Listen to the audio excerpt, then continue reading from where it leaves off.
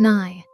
While popular culture expects the apocalypse to begin with kinetic explosions, the biblical record suggests it actually starts with a handshake.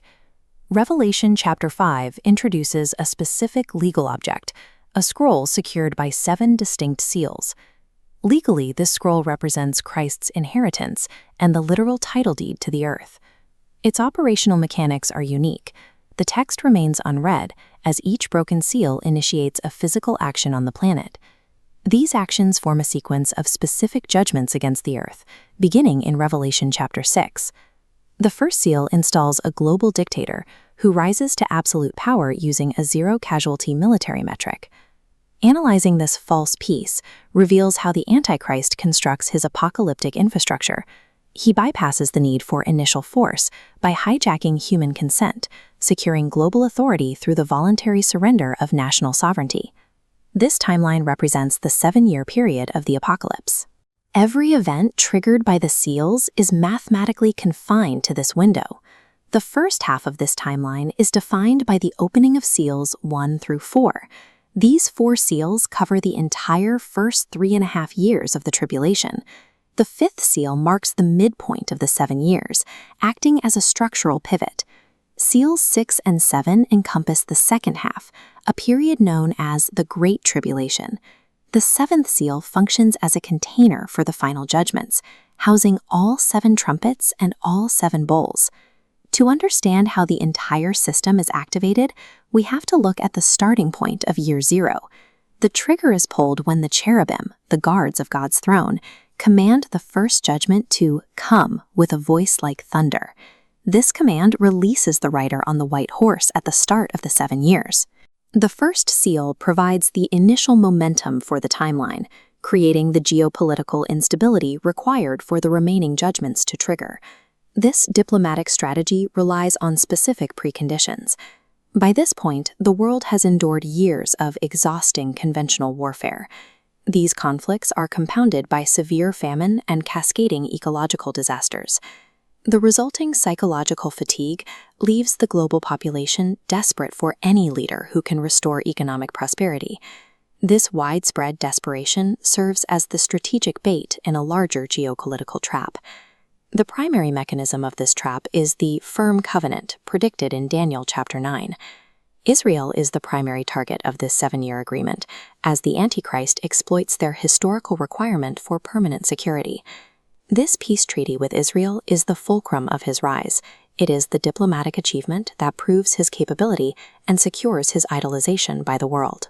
We can decode the writer's intent by analyzing his specific symbols. This figure lacks traditional indicators of villainy, such as horns or cloven feet. He is described as intelligent, physically handsome, and utterly charming. The white horse represents the arrival of a brief, seemingly authentic golden era of worldwide peace.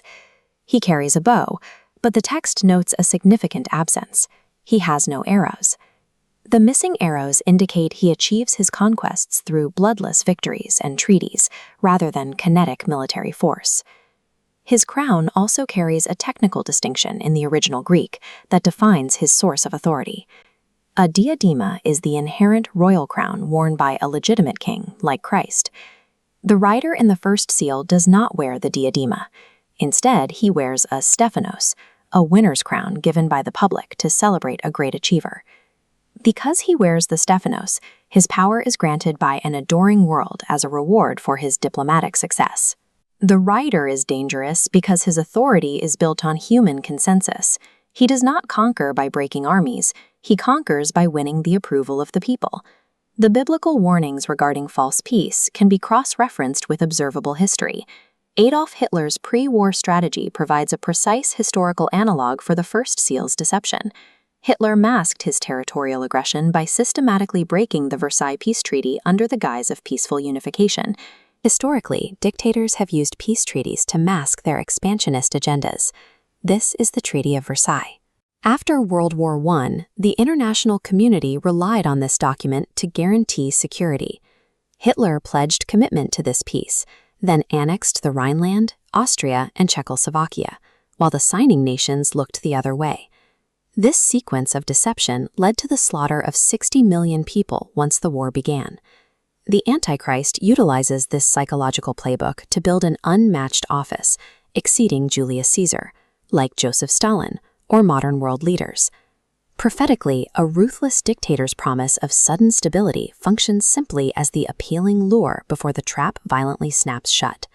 The globally celebrated Golden Era is a short-lived illusion. These symbols construct a profile of asymmetrical diplomatic warfare. He overtakes nations with ink and paper rather than physical ammunition. The 20th century demonstrated how localized appeasement could facilitate the death of millions. When the Antichrist applies this protocol globally, the scale of the resulting slaughter follows that same exponential trajectory. The Antichrist's eventual authority will eclipse the reach of Caesar, Alexander the Great, and Joseph Stalin. He centralizes this power as a celebrated figure, rising through public adoration and worldwide worship. This era of prosperity is violently short-lived. Once his authority is solidified, this beloved leader will pivot to enact history's most repressive regime. The first seal is a trap. By surrendering authority to a false savior in exchange for comfort, humanity builds its own prison and triggers the remaining judgments of the apocalypse. 9.